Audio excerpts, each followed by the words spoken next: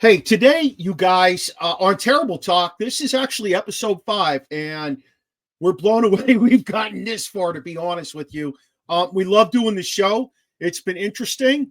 We're moving through the off season, which the NFL really, you guys, has no off season, but we're moving through the off season like the NFL's moving through the off season. So this week is the NFL Combine out in Indianapolis, and tonight we have Noah Strackbein jumping on with us. He's been on the show before. He's been on the Original Sports Podcast, but Noah's going to jump on with us tonight and give us the lowdown on everything he's hearing and seeing thus far out in Indianapolis. My plan for this group next year is to be in Indianapolis for this.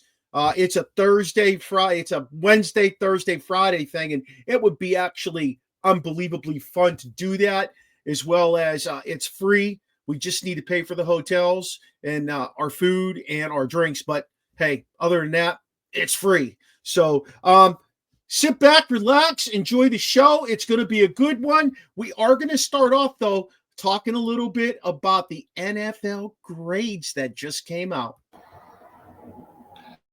National Streaming Sports is brought to you in part by BetUs.com, designed for true fans.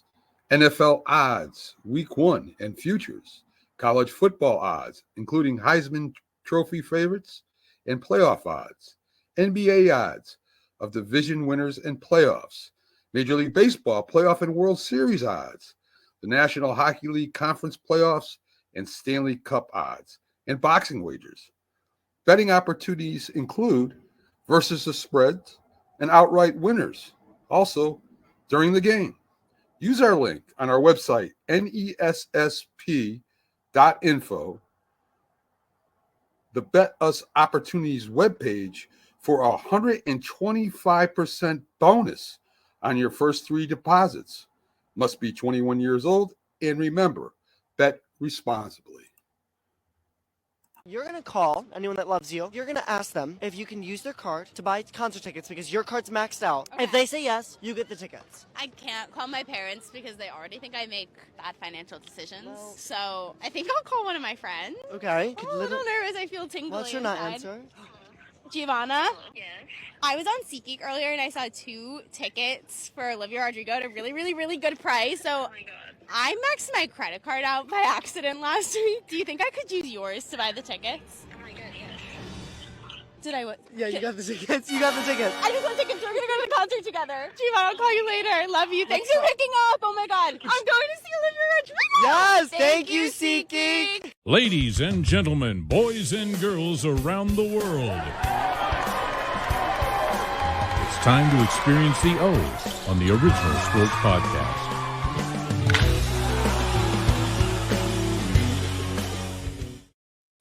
Hey, look, this is a subsidiary, a spinoff from the Original Sports Podcast. I just want you all to know that, and we have our own thing coming in the not-so-distant future. I have some amazing students at my school that have done some graphic art for us and do our videos, so I'm very excited for that. But before we get into talking even further, tonight's show is brought to you by Belisario Pizza in Frederick, Maryland. They're located on East Street in Frederick. They've got some of the best pizza in town. It's a Pittsburgh flair with originality and taste. I can tell you that they not only have pizza, but they have subs, they have strombolis, they have fries, they have everything that you're looking for. You can see their name in the upper right-hand corner. Reach out, give Nikki a call, get yourself something to eat. I promise you, you won't go wrong with Belisario's Pizza. And thanks to Nikki for sponsoring tonight's show. Hey, you guys, I'm psyched to talk some Steeler Combine stuff, to be quite honest with you. But before we jump into that, I got Chops with me tonight. I got the Dream with me tonight. Waddy coaches track, so it's going to be hit and miss with my guy for a couple months. And although T Sizzle's back, he's still getting his affairs in order. He won't make it every show, but he'll be here a lot more often. But before we jump into that, I want to talk about the NFL grades that just came out. The NFL grades. I was amazed at who the number one was, and then I was amazed at who the bottom the number 15 from the bottom was. So, fellas, hit me with it. Who you want first, buddy? Number 1 was Miami. They got That's, I'm sorry, go ahead. no, I was going to say, that's unbelievable.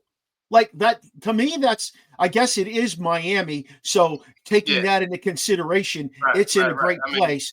Hey, what did they get for coach? I didn't look at what they got for coach. A's across the board. A's across the board. But to me, honestly, fellas, just me being me, I think the entire report card is an OSP show. This is terrible talk. We only worry about our Steelers on this one. We only worry about our Steelers on this one. Because I'm telling you, here's my thing, flat out. I got a question for both of you guys. Who comes up with these grades? And I've got questions on Whoa. This is the players. This is the players who do an exit interview, just like teachers do, just like students do. They do an evaluation at the end of the season. And that's how they get these grades. And you know what? I think it's a. I'm sorry. Did I uncrumble this? It's okay. But I think it's a great thing, Chops. I do. No. All right. So you're telling me even players that are going to be on next year's roster, that they're them. They're not. You're not talking about players exiting that are leaving free agency, going to other teams. Or you're talking about these players are going to be back next year. Every one of these players, whether they're coming back or not, has an exit interview. Right. Yeah. Wow. Okay. So you guys start. If you want to read off the categories, Barber, and then we can get into which is which or whatever. We just start wherever we start because I got questions on every one of these grades. Okay. We're just going to stick with Steelers. We can do the other teams down the road. Sheen, what's the first category? Coach, and we got an A. He got an A. I'm sorry, not we. He. Chops. Yeah, okay. I love your input on that. I loved what you said because I agreed with it. Yes. Now, Mark, I'm glad you let me know this is the players, okay? And here's why. I understand why the players gave him an A. They run amok. I don't care what you say, that for years and years, his receivers have given him issues, right? They say he's a player's coach. We have heard guys on the defense say 10 guys are doing this, one's not. We need to get together. Guys aren't executing. We've heard that multiple times for a few seasons. So I'm saying, you know what? Yeah, I see why the players give him an A because he's not holding anybody accountable. He's a player's coach, which they feel like they're playing for their friend. So I totally get why they can be pains in different positions or in the receiver's room and still start. So I understand why the players gave him an A. From my perspective, can I do my perspective too? Yes. Yeah, man, absolutely. As much as I agree with everything Chop says, it's also an anonymous. It's not like he sees they see who is putting what down on paper. And I think that's only fair. Every job does this for the most part. Almost every some sort of. I don't believe. Let me tell you something, fellas. I don't believe it's anonymous. They can say that. And I'm telling you real quick. When I was in high school, I ran a pool for the college bowl games and for March Madness. I'm a kid now. I was a kid then. I already knew who was going to win before they said it. House was getting money. I was picking a winner. When it is done by people and humans, I don't believe it is. They know. It's done on a computer. I got to believe somebody knows how to. At the end of the day, them giving him an A is really them giving him a C in my eyes. And if they would have gave him a C, it would have been an F. If they would have gave him a D, it would have been a B. As far as I'm concerned, there's no way these players are that blind to the fact that this guy cannot get the job done. He does not coach to have a 500 season. In the NFL, you coach to win championships. You coach to get chips. You coach to hold the Lombardi trophy. You don't coach to win games and have a successful regular season. So, Listen, go ahead. No, go ahead, Shane.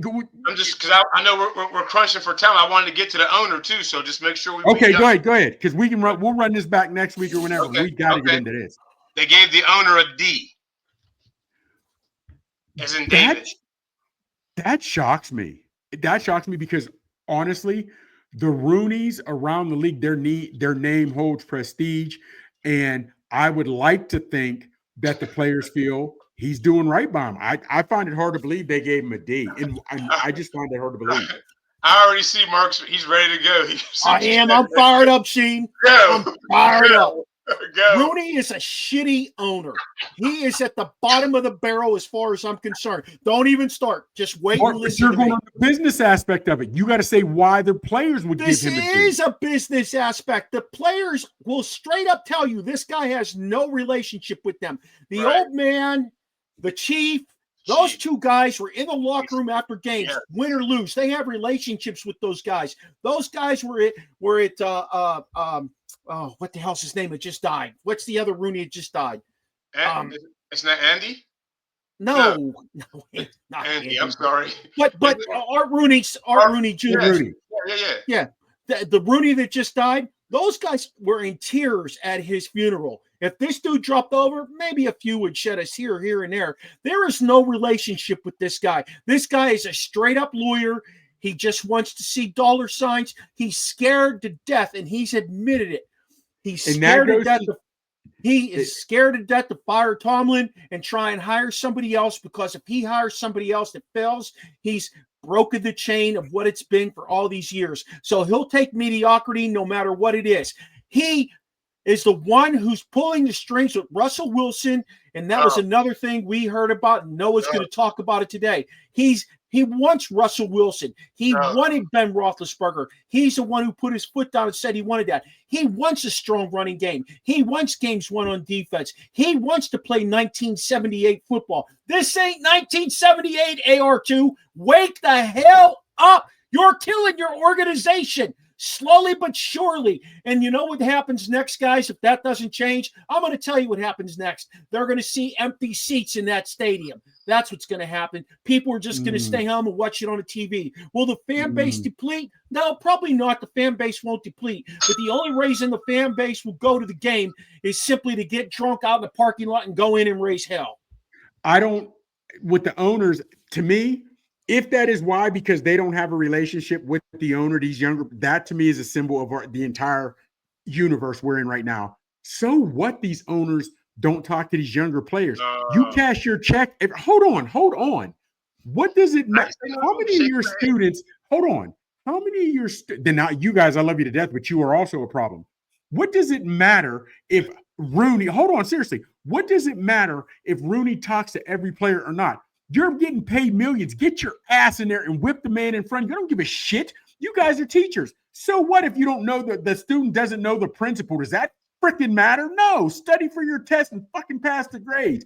To put that shit on the owner because I don't know him as a player, you're getting your ass whipped every damn week. Does it matter if you know him? Does that matter on your ability? So, yes, I'm not a teacher. I work in IT and whatever. Damn. I need to know who my director is. I need to know that if I'm not there, the director can do what I can do, and vice versa. Yeah, I need to know who my director is. I work a hell of a lot harder for my principal because he treats me like a human being, knows my name, and can have a conversation with me about my personal life as well as what's going on in my job. And it's a different story. I have the same relationship with students because I take 5 minutes out of my day every day to get to know these kids. And it's so important. Hold on. You do, Mark, but you're the teacher. They're with you every day. There was a time when even they're with me for 47 minutes, Chops. What's that? They're with me for 47 minutes. That's it. But every day. They're every day. All right, fella. We'll definitely get in. I think that is a cop. All right, simmer down, Chopper. Simmer down, Choppers. No, we're almost at blows here. I hate Andy. I hate Art Rooney. Second, Chops is sticking up for his ass. Mark, go to your corner. Chops, go to your corner. What a way to come in! I'm not gonna lie. I need to be caught up. I think I need to know. No, I'm ready to go to blows with AR2. What are we doing? This is the same guy. The grades, NFL report cards came out. We got through two things. What are we doing? Why are we hating them? Listen. First off, we went to Tomlin. They gave him an A. Not sure how. Then they had owner. They gave him a D. And it started because Mark said a lot of these players don't feel like they know him. My thing is, again, I'm an old curmudgeon. He's the owner. You need to. what does it matter if you know him or not? That doesn't stop you from cashing your check every week. Doesn't stop you from getting out there on the field and producing and whipping the guy in front of you. Okay. I agree. That's my mind take. Well, I do kind of agree with that. I could tell you that the chief set the precedent, and he was going around shaking hands and listen. I told y'all when I was, Joe Green and my dad are friends. I've been in the locker room when I was young. LC Greenwood, been to his house, and I would see him in the locker room, and he's shaking hands. He's talking. Hey, how's your family? That if Dad was doing that and it was working, why would you stop? Because now, hell, we don't even know our neighbors that live 2-3 doors down from us. Now times are changing. I know every motherfucker on this street. You might know every one of them. I could say that as somebody who lives in the city of Pittsburgh, I know nobody on my street. Never have. No, but I will say this: neighborhood, we'd be having cocktails while we do this. We would 100% actually. And I'll make sure if you're having a cocktail now, I'll have one afterwards in your honor. Don't worry about it. I'll say this: when it comes to the Art Rooney thing, I think it's more so the expenses. The people that are upset with they look at the fact that the facility is not an A, and therefore Rooney cannot be an A. But I'll give you two examples as to why something either needs to change, and at the same time something maybe can't change. Rooney, you got to look at it like this. Rooney, I mean, obviously all of us would kill to own $1 billion organization. That would be awesome. And to only have 30% of that. But Rooney doesn't own Walmart. Rooney is not Mark Davis. Rooney is not David Tepper. Rooney, his wealth comes from 30% of the Pittsburgh Steelers. So it's tough to fire Mike Tomlin in the middle of a season and say that's $15 million that I now have to just come up with out of pocket. It's hard to say I'm going to dump a $2, $3, $4 million into a facility. Now he would, but being attached to Pitt is where it goes wrong. They got to get out of there. That's it, plain and simple. They got to get out of there. They do. I agree. If they move out of that, I guarantee you everything on that report card goes up. Everything except for Tomlin. Let me ask you this, though, Noah. Yeah. If you own an NFL franchise in 2025, should you not be on the same page as what society is giving you in 2025? Because this man is still trying to figure out why he cannot cut Rooney or why he cannot cut Tomlin loose. He doesn't want to cut this guy loose because he doesn't. Let's not even look at the money piece of it. He doesn't want to cut this guy loose because he doesn't want to have to go hire somebody else because he feels if I hire the wrong guy, I'm going to be a failure. So then everybody's going to look at me like I'm a failure. We need young Rooney. We need his son, who's a little bit older than you, to get shit done. You know? That is true. No, look, I think, when it comes to Tomlin, everybody's got every right to be upset with Tomlin and to look at it as he's not doing enough. I don't think he's doing enough either. I don't think Mike Tomlin is the chalked up third best, whatever they'll rank him, head coach in the NFL. I will say this, though. It is very hard to replace Mike Tomlin. There were two coaches this year. It was Ben Johnson and Aaron Glenn. They were the only two coaches that I thought could have replaced Mike Tomlin. Besides that, none of them would have even came close. So it's hard to replace Mike Tomlin. And at the same time, as crazy as this sounds, as much as everybody disagrees with it, the notion that the Steelers and Mike Tomlin have done more with what they have is true. If anybody's going to be upset, I was just talking about this with the person I'm staying with here in Indy. If anybody's going to be upset about what the Steelers have done, be upset about what they didn't do from 2011 to 2017, because that team could have won Super Bowls. This one can't. You know what I mean? They can't at all. They can't even come close. They are not a playoff team. They're just making the playoffs.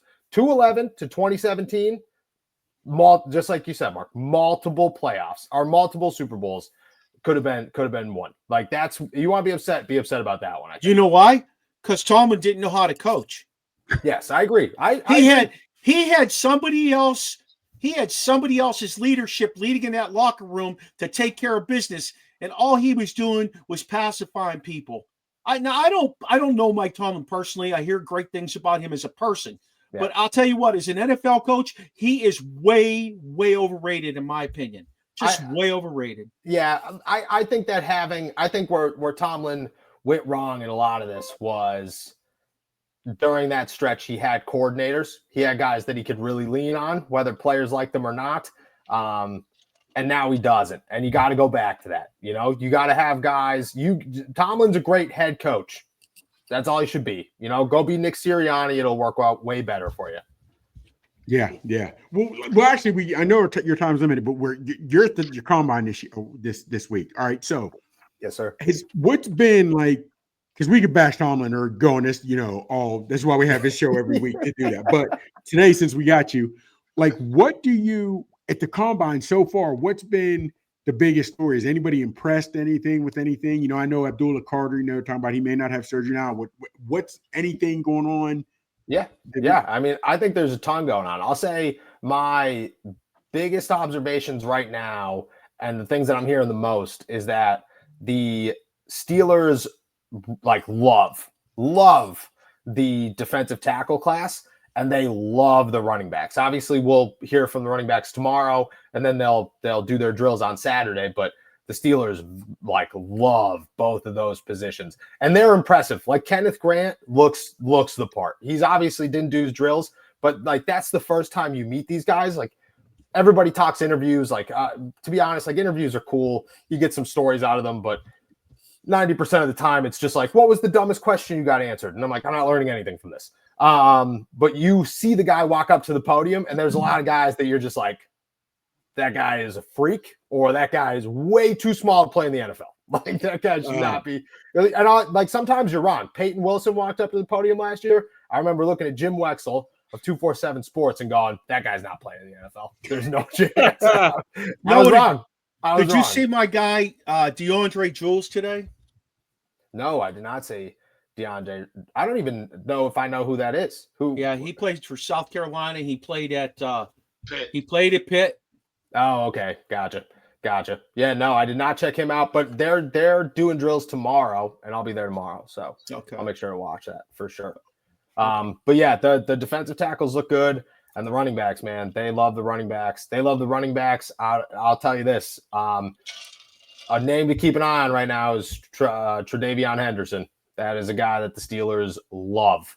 So I would not be surprised if he is their top RB in this class, outside of Ashton Genty. But besides that, man, that's crazy, actually. That might be worth something one day. Oh, I've got 3 or 4 of them. I put them off to the side because I said him or the kid from UNC is going to end up in the Steelers' backfield. Yeah, the kid from UNC is really Marion Hampton's really good too. My only concern about him when it comes to the Steelers is Mitch Trubisky and Cole Holcomb are the only 2 North Carolina guys you could even think of that have played for the Pittsburgh Steelers, and they're not great examples. So maybe they might be a little nervous to go back. Wow, that's true. I can't even think of one. Wow. There are certain schools like everybody loves Harmon out of the defensive tackle out of Oregon. And then a lot of people like Dylan Gabriel as a backup for the Steelers. That's awesome. The Steelers, when was the last time an Oregon Duck was on the Pittsburgh Steelers? Never. Yeah. That quacks me up. Yeah. Yeah. Easy chops. It's been a while. No. Willie Parker. Well, oh yeah, that is true. All right, that is true. That is true. You forget about Willie Parker. You always forget about Willie Parker. That is true. That is true. Yeah. That's true. But besides that, they're good. Cam Scatterbo is he's intriguing to me. He's intriguing. I think the Steelers would like him. I think the Steelers would enjoy him as an RB3. If he falls to the 7th round, I could see him being a Pittsburgh Steeler. I like him. I don't think he's going to be the greatest running back in the NFL, but I think he could turn into Peyton Hillis for a year or two. That would be awesome. If you just keep him contained as your RB3, make him a fullback maybe. I think that would be sick. So looking at this year's talent pool, how does it compare to previous draft classes? And are there any positions that stand out as particularly strong or weak? This draft class is not very top heavy. It's a lot of there are some really good players in the first round, but it's a lot of second round, third round, fourth. It spreads out really, really well. And you could go at a lot of positions there. defensive tackle, there's probably like 20 dudes who I would draft in the first 2 rounds. Like, it's crazy. Quarterback, I'm not totally sold on Cam Ward or Shedeur Sanders. I think they got a lot of upside. I think they can figure it out. I also think that there's a possibility they don't work out, and I think they're a reach for 1 and 2. Jackson Dart, if he goes anywhere near the first round, like, I get it. People like him. He's exciting. No, like, just no. But Will Howard in the 3rd round, Dylan Gabriel later in the draft, Kyle McCord later in the draft, like Quinn Ewers even later in the draft. Like, these are quality backup quarterbacks and like with upside. So that to me works out better. Okay, real quick. When we look at that draft that had Fields, Bryce, and all those guys, and now literally Trevor Lawrence is the only one that's there. As you said, it's not top heavy, and there's a lot of guys that aren't going to go first round, like Quint Ewers and QBs who had great college careers. Do you think it's because some of these guys were labeled generational talents in college and didn't pan out in the NFL that are now guys like, whoa, I'll step back? You know what I mean? Because I don't know what. Go ahead, man. Go ahead. Yes and no. You know what I mean? Like, I hear what you're saying, but I also think that I think it could be that the quarterback issue, like, there's just a quarterback lackage right now. There's no, like, people are talking about Archie Manning being like the guy, the next great thing, but like nobody's seen Archie Manning play. So everybody's just saying he's going to be good. It's like, maybe, I hope so. Yeah. That would be cool, but we don't know. Like Drew Aller, the kid out of LSU, like, they're like project quarterbacks. They have a lot of upside, but you don't know. Whereas, and I feel like Trevor Lawrence came in and from the jump, you're like, this dude is a product. Like, he's good. Justin Fields was raw, but he went 11th. You look even like Bryce Young 2 years ago, which is like, maybe he pans out, maybe he doesn't, but you looked at him as like, you're a first round. You might not be 1. Maybe they reached at 1, but you're a first round quarterback. I think in last year's draft, Shedeur and Cam are second round guys. Cam might fall to the 3rd because you're not as like intrigued with what he could become, So I just think it's definitely better than the Kenny Pickett year, but I don't think by far. I got you. You. There are other positions though. Like, you look at like wide receivers real good with like 2 first round picks that are almost guaranteed going to work out. And then it's like quality RB or wide receiver 2, wide receiver 3s really until like the 5th round, That's what the Steelers need, so they can wait till like the 5th round. Is that what you're saying? To be honest, I put out a mock draft. The Steelers didn't touch a wide receiver until the 7th. And I don't think that that's the smart move, but I think it could play out that way. Like, I look at it, if the Steelers don't get a guy in the 1st round, which I think they would draft Emeka Egbuka. I do. But if they don't get a guy in the 1st round, they're not going to reach for Burden or Matthew Golden. Those are not 1st round talent guys. And instead, if you could go 2nd round, but I don't think there's that big of a gap between round 2 and like round 4 where you could get like a Lacey out of LSU. And I think they could wait for that. Let me tell you something, Noah. If you can get a receiver out of LSU, that's almost a lock being an NFL star. Yeah, think about the guys that are playing at the NFL level and how well they've done. And I'm not just talking Justin Jefferson. Brian Thomas had one hell of a year. Yeah. He really did. And he flew under the radar. People just did not realize how great of a season he had. And then you've got all these, there are so many good receivers. That's as much as Penn State is and used to be linebacker U, LSU is wide receiver U. Yeah. Which is exciting. It's exciting for them to at least look that direction. Please turn your eyes that way, Omar. Omar, if you hear me, listen to us. Listen to us. We've done our homework. Hey, Noah, who needs to have a strong performance in this combine? Like, who needs to step up to get themselves really recognized in this combine that people are talking about? Oh, that's a good one. I think a lot of running backs. Okay. I think Caleb Johnson is like a guy that people are like, maybe he's the 2nd best running back in this draft and puts on a show. I think he could be. Emeka Egbuka is another good one where like people are like, he's a 1st round talent. Every scout I have spoken to has told me Emeka Egbuka is incredible. Like, they have been like, this dude is, if this is last year's draft class, he is above probably Roma Dunze, probably Brian Thomas. Like, that's how good he is. But people are so weary about the draft class because there's not these big, massive names. You know, there's no Malik Neighbors, and Emeka Egbuka is not Malik Neighbors. He puts on a show. I think he could be a top 12 pick, maybe a top 10 pick. On the defensive side of the ball, there's a couple. Ben Morrison is a guy out of Notre Dame, a corner out of Notre Dame. I think he is a first-round talent that people are nervous about because he had a hip injury. I think if he, which I'm pretty sure he's competing. I haven't heard anything yet that says otherwise yet. I think he's a dude. Will Johnson's not competing. He would have been another one because he hasn't played since like week 4. But besides that, I mean, there's a lot of defensive tackles that can move. Like I said, there's like 20 of these dudes who I think are first-round talents, second-round talents. But Egbuka and Caleb Johnson are my 2 guys I'm watching. Oh, and Ty Warren out of Penn State. That dude's a top. That dude's unbelievable. And people are like so skeptical about where he goes. Like, no, he puts on a show. He's going to go before where Brock Bowers went because people are going to want the next Brock Bowers. Is there any possibility that the Steelers would look at him for a weapon? Yeah, if he's there 21, I think the Steelers would consider it. I don't think he gets there. I think by the time this is over, he's like the 12th pick in the draft, 11th pick in the draft, something like that. They wouldn't move up for him, but if he fell to 21, there's a number of those guys. McMillan out of Arizona, Ty Warren, and Kenneth Grant, Walter Nolan. Like, if Ashton Genty got close enough, I think they'd consider trading up for him. No! No, you're not about that? No first-round running backs. No.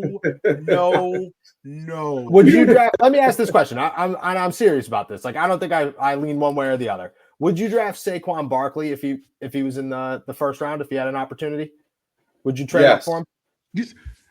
Would you trade up for LaDainian Tomlinson? Yes. Okay, here's the difference between Saquon and Ashton Genty, in my opinion. Okay, Noah, this is completely my opinion. Ashton did not play the level of talent at Boise State that Saquon played while he was in the Big Ten with Penn State. Okay, I hear you on that. Yeah. I will say this. My counter argument is he looked pretty good against Penn State in a game where they were down 20 points. He did work against Oregon too, so I will give him that. Against Oregon. Yeah. He looks better as a college prospect than Saquon ever did. And my argument for him playing at Boise is Saquon Barkley got the shit beat out of him for 3 years. Ashton Genty did not. You know, he was playing nobody ever. You know, so I need to see Genty catch the ball. I need to see Genty block because K-Watt, Coach Watson there, he had a really great point. One of the Steelers' emphasis for bringing a young back in and getting PT is you got to be a good pass blocker. I need to see him do that because he's got to be an immediate contributor. We're going to ask you about Najee, but you know he's got to be an immediate contributor if they pull his number. Yeah, no, I agree. I definitely agree. I look at Genty as I think he's the 4th best player in this draft, but I agree with you that he's got to be able to. Oh yeah, yeah. Oh wow. I think he's crazy. I think how much bigger is he than Warren? Oh, significantly. Warren's a tiny guy. Warren's like 5. I think he's listed at like 5'8". He's like 5'6", maybe. Like 205 pounds. But he's pure muscle. Like this dude, he reminds me of Doug Martin. Like he looks like Doug Martin. Little muscle. Yeah. So I think Genty is like, I think it's Travis Hunter, Abdul Carter, Will Campbell maybe, and then I think it's Genty in my head. You know, and the one thing I keep saying, Noah, and I told the boys this, I think I just told the boys this Tuesday night, Warren is not a number 1 back. And Warren looks really good because he plays really hard as a number 2. But I'm afraid if he's a bell cow, as Coach Tomlin likes to call him, he's not going to be productive like he is now. Yeah, no, I agree. I don't think he's a bell cow back. I do think he's the guy that you start, you know, next season. I think he's the first guy on the field. but I think he needs an even split with somebody. That keeps him healthy, that keeps him active. But I think that's the best case scenario. Like, even if you got Genty, which is, I don't think it happens. Like, I don't think he makes it past pick 6.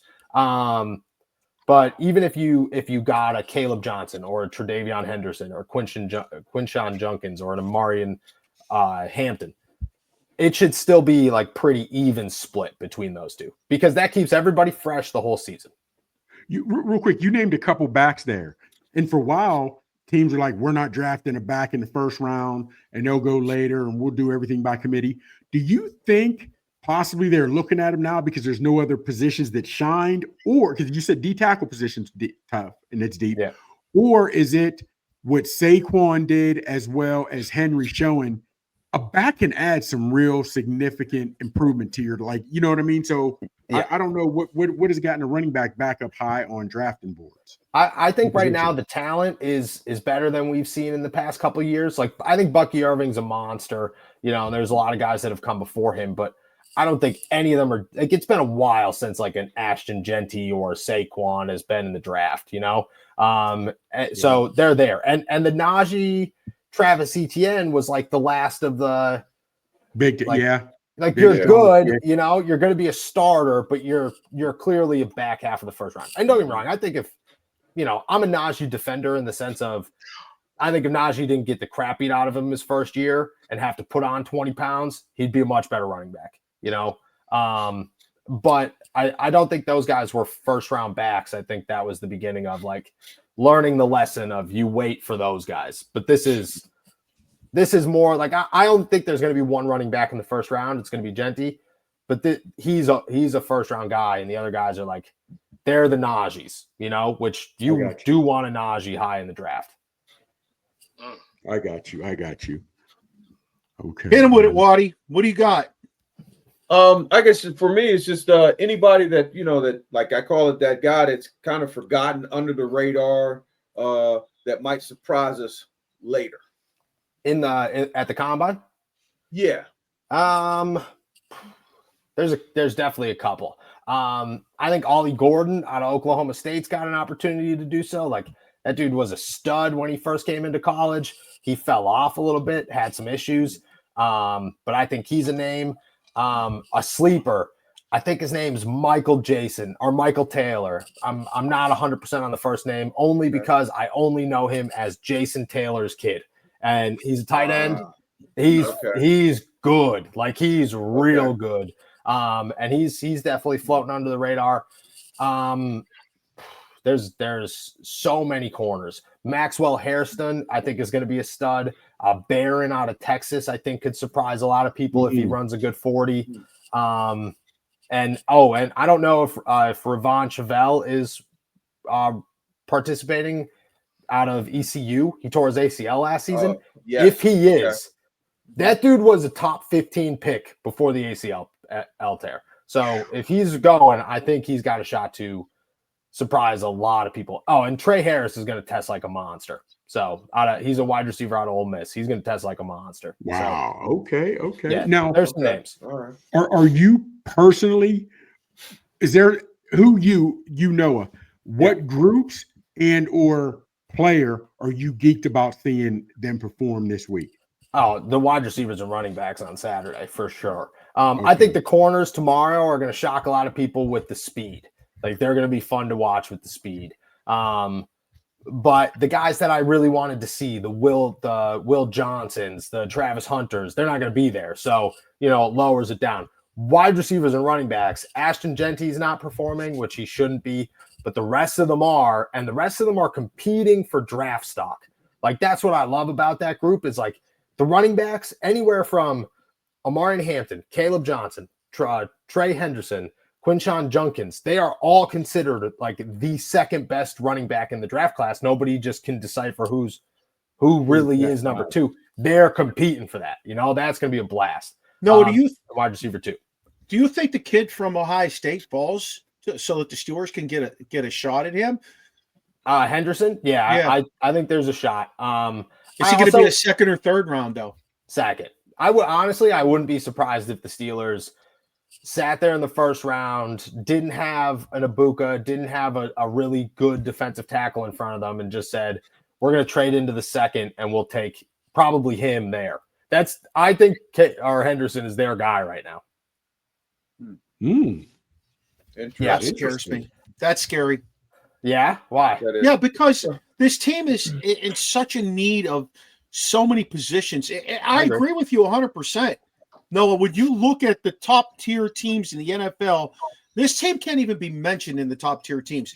There's nothing in free agency that can put them a jump up and with the free agency, and there's not enough quality guys that they could draft, in my opinion, that would take them. I mean, they'd have to have. I don't even know what they'd have to have. Their quarterbacks. That situation's a train wreck. Mm-hmm. Their running back, their bell cow guy. That situation's a train wreck. Your offensive line coach, that situation is a train wreck. I don't know how that guy is still coaching in the NFL, okay? Like a very curious question. Okay. I don't feel one way or another. I think there's a strong argument to get rid of Pat Meyer. But I'm just genuinely curious because I haven't gotten to ask anybody. Like, why does everybody hate Pat Meyer? Oh, I don't hate him, Noah. Why does everybody think he's bad?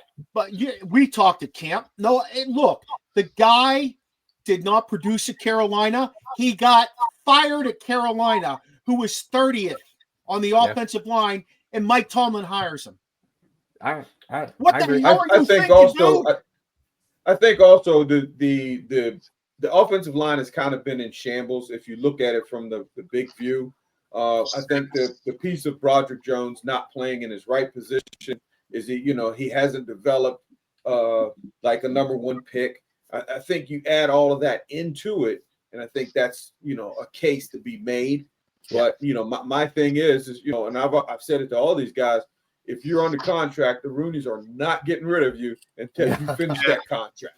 Period. No chance. He said that earlier, Waddy. He said he already said that. No chance. No chance. That's actually fun fact. Okay. And I'm not 100% on this. I was talking to Alan Saunders of Pittsburgh Sports Now, our Steelers Now the other day. Yeah. And he said that he's pretty positive that the last time the Steelers paid two coaches to do the same job. So as in fired somebody and replaced them with a new coach or like at any point, they fired Matt Canada, but they didn't replace him. They just put two different coaches in his job and let his contract expire. 2000, I believe it was 2000, maybe it was 2001 was the last time that they did something like that. It's been forever. No, that's my problem with Art Rooney II. Okay. Yeah. I understand what you're saying. He's not a he's not an oil man. He's not Walmart. He's not any of those things. But if you're going to own an NFL team in today's society, run it the way it should be run. Don't try and sell your product to your fan base like you're a perennial contender because you have a winning record every year, because you're not. Yep. You're just not. I agree. I think that in the NFL is not baseball. There are no small market teams. You are an NFL team. That's the difference. So I agree. I definitely agree. Let me just, I know I'm talking a lot tonight, fellas. Sorry, but we just had Greg Brown on. He was one of the most awesome interviews. Sheen was with me. He was one of the most awesome interviews we've ever had on the Original Sports Podcast. So candid, so upfront, nothing holding back. And he explained exactly why Bob Nutting is the way Bob Nutting is. He talked about how McClatchy loved baseball and he wanted a winner, but he wasn't buying the right guys. So they start going in the red, and Nutting said, I'll bail you out, but I'm not running my business like that because that's not how I did it. Mm-hmm. Well, now Bob Nutting, from that perspective, is still running it like it was back in, 2000 or whatever he bought that team. He's still running it like that. He has not caught up with the mentality of the way baseball is, good or bad. But you still need to transition as things move along in your sport. Rooney can't continue to do that. Nutting can't continue to do that. You've got to move forward. I agree. I think it's got to change. I think Omar Khan's pushing really hard for that change. Mm-hmm. So I expect it to come at some point. But I do. I agree. I think that the Rooney's got to, just like everybody else, like, you know, like you have to be able to support your team and run it properly if that's what you're going to do. Yeah. Yeah. Go ahead, Chops. Man, so, you know, every year somebody, I think he's a hell of a talent. I really do. Pickens. However, in Georgia, there had been things, and I live down here, so we had seen and even heard things that maybe not the media caught, that he was a little bit of an issue. And now it's coming to the league. Have you heard any stories of any players, whether it's injuries and or off the field issues, that's causing anybody's stock to drop? There are a couple. Abdul Carter obviously got hit with the injury. That's like, I think, I don't know where to stand on that. You know what I mean? It's always about, and that's an instance where you got to decipher where the reporting's coming from. You know what I mean? Like everybody's saying like, oh, he's not going to need surgery. He's totally fine. Like, it's no big deal at all. Chances are that's coming from the agent, you know, who needs to say these things. Rosenhaus. So, exactly. Exactly. Who needs to say these things? Who needs to keep this guy high? But he's definitely a question. Walter Nolan out of Ole Miss, a guy that I love for the Pittsburgh Steelers. He wouldn't say what his holdup was in the medical examination room, but then said he's not going to compete. So you have to look at that and say something popped up. There's a reason for something. There aren't, which is good. There aren't the Troy Fontanus this year or the Peyton Wilsons with the big giant red medical flags, but there are some stuff popping up that I think over the next couple of days we're gonna like learn more about. The cat you just mentioned from Ole Miss, if he had no medical issues and he's like, all right, I'm going to perform, was he a first round or second round? Okay, I think he's top. I think it would be tough for him to fall to the Steelers, but if he did, he is my best option for the Steelers. I think he is. Okay. I was going to say, because they have to have some sort of high draft stock to be able to say, I'm not doing this, I'm not doing that. Yeah. No, okay. In my opinion, he's the second best defensive tackle on the board. Ooh. Yeah, he's good. He's the self-proclaimed next Aaron Donald, and a lot of people have said that. I think I might be the only one this might be the only one where I'm looking at it going, yeah, he's not Aaron Donald, but he might be good enough to say those things. You know? Those big shoes to fill. Yeah, exactly. Big, man. Like, how much weight do teams put on like drills compared to medical evaluations and interviews? Like, what is, because real quick, I don't get into the draft. I literally in all of my life, I have watched the draft. When I say the draft, I'm talking about the first 10 picks of a draft once. I don't watch the draft. But here's why. Noah, you can interview guys. You can watch them run the 40. You can watch the quarterbacks on their pro day. With quarterbacks in pro day, there's no D-line. There's no QB, or there's no cornerback. So you're supposed to have those are your guys. You've been working out. You know what what are. My thing is, we have tape.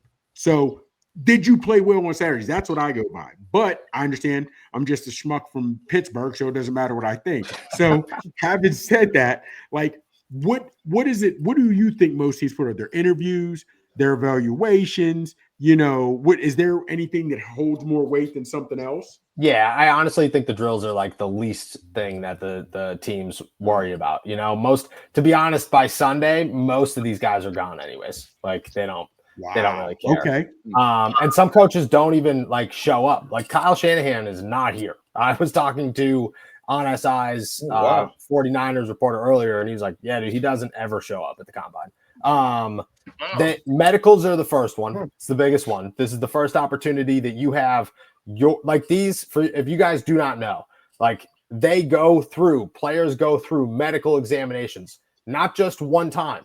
They go through it for all 32 teams. Yes, every team has their set of doctors to do it. Oh my gosh! Is there a set of standards that they have to meet, and then maybe Team Waddy wants 2 or 3 extra things, Team Dream wants something else, or like if they're going through all 32 teams, do they all have the same qualifications? If something, you'll go through like your basic examination. Teams will request other things, but like if the smallest thing pops up, they're not taking the test results from the doctor. And you got to imagine, almost all of these players have something going on, like they just ended football season 2 months ago. They're not healthy, and they've been training harder than they've ever trained. There was no break in this. So the smallest thing pops up, like a stress fracture or something. They're not just saying, oh, well, Abdul Carter got a stress fracture. The general NFL doctor said it, so I'm going to believe it. No, he is going through all the tests for every team that would consider drafting him, every single one. So it gets crazy. Medicals are first, interviews are second, easy. That's a big one. And then some of the drills, like the 40 and the bench press, are taken into consideration. They'll watch some of the tape from this, but it's a lot of like, are your hips tight? You know what I mean? Like, can you? It's the basic. Like, it's more evaluating your body than it is evaluating how good you are. Yeah. Hey, Chops, what was your 40 time? When Dick Dills had to watch up. What was it? On everything I love, and I wish I might be able to speak to. I ran at 4.9 my senior year, and I played at 365. I was. I mean, honestly, I could do on everything. I ran 4.9. What were you, like 20-yard dash? No, on everything I love, dude.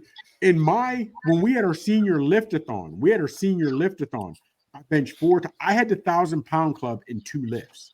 I was strong. I was like, yeah. My problem was I never was disciplined to do anything. I didn't want. I so literally everything came easy. Whether I played baseball, everything. So that was I literally made the 1,000-pound club in 2 lifts. Ran a 4.9. Matter of fact, he was the AD at Kiski. Guy went to school. Ron Berber. I'm going to see if he'd be able to look into some of those old things. See if Diltz kept anything, or my old high school coach. No, have you ever met Chops in person? No, we haven't. No. So I'm the only one who knows Chops in person? Yeah. Yeah. He's like my little brother. He's like 5 years younger than me. I always had to look out for him, and he'd look out for his brother after he smacked the crap out of him. Chops got a picture on Facebook. His arms are huge at like 15. Dang. He was always a big kid, man. Always a nice kid. The guy you see right here is the same kid he was growing up. And no doubt about it. Always the same trouble. Person. Yeah. That's awesome. Hey, no. Go ahead. I'm sorry, Mark. I was going to say, we couldn't get in trouble because his parents would yell at me if I did something and they saw it. My parents would yell at him. We had tons of parents growing up in our hometown. That's awesome. Yeah, man, we did. Hey, so Noah, what's the atmosphere like inside the facility? And how do the players seem to be handling the pressure of the combine? To be honest, it's awesome. There is no place like the combine. It's my favorite thing to go to every single year because everybody is just excited and amped up, and it's really like the beginning of football once again. And the season is tough. Like if you are a player, if you are a coach, if you are, I mean, not to sound like a little baby, but if you are a media member, if you are part of this team or a team in any way, like it's long, and by the end of it you're beat. But then you get that little like break, and in that break you revamp so quick that you're just like, I can't wait to get down here. So you put players, you put coaches, you put scouts, you put media, you put everybody in this together. Like the vibes are awesome. Everybody's having a good time. Indianapolis is just like one giant, like, I'm not even lying. Like the other day we were walking down the street and Chops just sent me a picture. Here we go. Sent him the picture. Here we go. Here we go. His arms are huge. Oh my gosh. Dude, you have a full muscle there. That's nuts. Doesn't he look like Big Snacks? That was cool. That's crazy. No, real quick, because I know we get a little bit of time. No. Before you go, because I know they gave the teams grades. Yeah. At the combine, are they feeding you guys? There's like a table of sandwiches or something. There are. We get sandwiches every day. They're not great. I won't lie to you, but the food in Indianapolis, it's okay. It's okay. I'll take free food. You know what I mean? Can never complain. But their food in Indianapolis, that's the other thing, dude. Like I'm not lying. Like yesterday, I walked into a restaurant, held the door for Adam Schefter, and walked in there, and it was standing between two agents, and everybody's just hanging out, having a good time, like enjoying how awesome Indy is. The players too, like you don't even like you're walking down the street all the time talking to players, whether they're current NFL players, prospects, like coming in, like everybody's here. It's just one kind of like big community. It's cool. Oh, you want to bunk with us next year? Because we're talking about getting a little B&B there or something next year coming on out. The combine's cool. I will say the combine, like the event itself, like it's it's weird because it's so quiet in there. Like if there was anything going on, it'd be different. But there's no commentary. Like all that's on TV. None of that's there. There's no music. You walk in, you sit down, you hear whistle, run, whistle. That's it. It's so crazy. Yeah. Is Eisen running his 40 this year? Is he doing it again? He runs it in, they moved it. They moved it during COVID. He runs it in, I want to say April, May, something like that. It's a different time because they had to move it because of COVID. It couldn't have been here, and then they like made something for it. So that's why I got you. What time does your day start? And then when are you guys go out for dinner, party, and hanging out? Like what time's your day start? What times it normally end? Out here, it's a haul. I was FaceTiming my wife earlier today, and she just goes, "Dude, you look real tired." I was like, "Yep, we're here. It's Thursday." Well, we definitely appreciate you joining us, man. Oh no, of course, I love this. But my day starts. My alarm goes off at about 5:15. I try to be out of bed by 5:30. Shoot, that's late for me and Watson. We're teachers. Yeah. My wife's a teacher. Trust me, I know. But yeah, I try to be out of bed by 5:30 on my laptop before 6. And then my day ends like I'll be done with this and probably work for the next 2-ish hours, go get dinner around 10, and then you're just drinking and hanging out till like, I'm not joking, 1 in the morning. You come home and you do it again. Yeah. Yeah, it's a good time. Yeah, we're gonna need you to scout out a joint that we can have parties at. Oh, there's nothing. That's any place in Indianapolis, man. It's a good. Everybody down here is just having a good. You put a bunch of football people in one town. That's the thing. Like everybody, like fans, coaches are the same way. Players are the same way. Like media's everybody. If you put everybody in a tailgate, nobody'd outdrink anybody. It'd be a great time. Any Iron City out there? No Iron City. To be honest, big Guinness town. I don't know. Yeah, I don't know what it is, but everybody loves Guinness in Indianapolis. I couldn't tell you why. You get into it though, like everybody's like, "You want a Guinness?" I'm like, when in Indy. Oh. Hey, Noah, it's been a pleasure having you, man. Shane's going to drop a little trivia on us. You want to join us for that tonight? Yeah, of course. That's how we wrap the show up. A little Sheen trivia. What you got, dog? It's an easy one tonight. Okay. What Steeler receiver? Oh, I didn't lost it. Who holds the Steeler record for most pass receptions in a season? Think. It's got to be AB. Louis Litz. Okay, Watson, go ahead. I got yours. You said Louis Litz, Chops? Yeah. Oh, my gosh. Barber? I'm going to go Plaxico. No. Plaxico. To be honest, I think it's not Stallworth. It's why am I blanking on the name here? No. Wow, dude, why am I blanking on a name right now? Don't do this to me. Who's with Stallworth? Who's the other wide receiver with Stallworth? Swanee. No, not Swanee. Nope. Who's the third? Jimmy Smith. No, not gonna come to me. No, not gonna come to me. All right, I'm going AB. AB, no. Hines Ward, 112. I thought AB had didn't he have 114? I thought he had 114 one year. That's what it says here. We can check real quick. You talked about the sandwiches weren't the best with their feeding there. Here we go. Who do you got? Pittsburgh guy. Yeah. For Manny's or Pepe's? Pepe's all day. No questions asked. Jan, no questions asked. There's 0 questions asked. Pepe's is the best. Pepe's has probably been 12, 15 years since I've had Dude, Pepe's is the best hoagie that you could get in Pittsburgh. Let's not. You ever hit Uncle Sam's subs? Oh, Uncle Sam's was phenomenal, but Uncle Sam's is closed most places. They only got a couple left in the city. It's rare to find an Uncle Sam's, and most of the time they're closed. Like their hours are weird. Yeah. Wow. It stinks, man. Uncle Sam's was where it was at, but Pepe's, dude, you can't beat a Pepe's. Hey, wow. I gotta go back on it. Who had AB? I didn't really have. I didn't really have AB. AB was AB. I'm sorry, 136. Thank you. He had 136 one year. Thank you. 2015. Thank you. Wow. Yeah, because he broke. Because I remember that's a lot of damn catches. Yeah. Was AB the best at that time, y'all? Y'all think? Yes. Heck yeah. Yes. Okay. AB's a Hall of Famer. Yeah. Well, he was until he took his shit off and ran off the field. He was good. He just lost his marbles. Yeah. Yeah. What's that man doing? Oh my gosh. No, again, man, thank you so much, man, for dropping knowledge on us.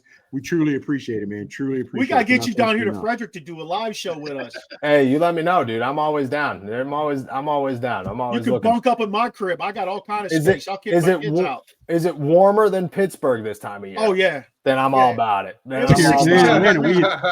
Atlanta, we had 72. You get me out of Pittsburgh. He's the only one down December to March. I'm all about it. You just let me know. Keep in mind, Noah, he's the only one down in the ATL.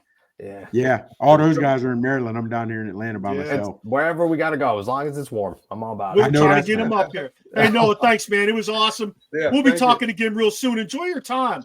Thank you, guys. I appreciate it. Any good strip clubs?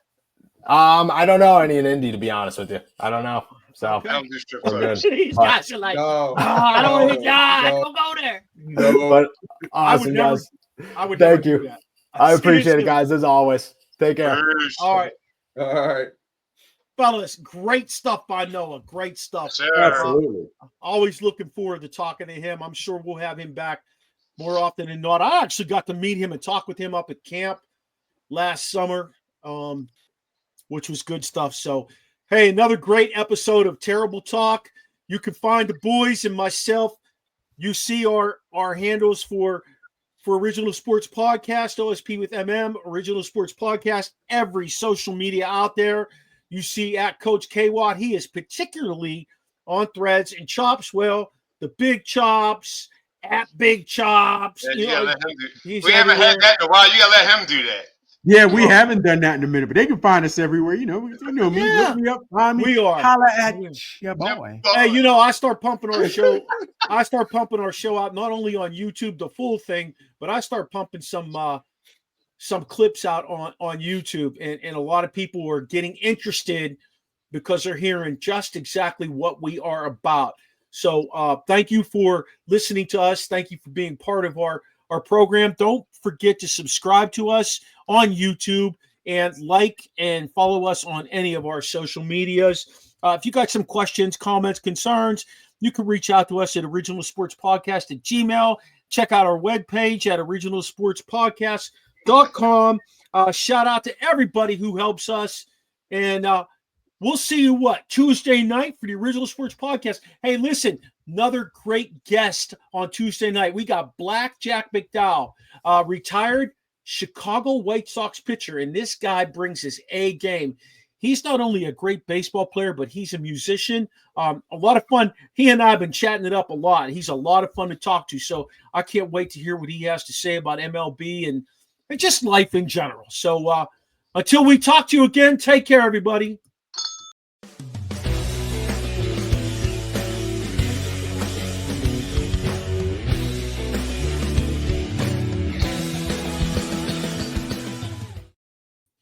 Kevin, thanks so much for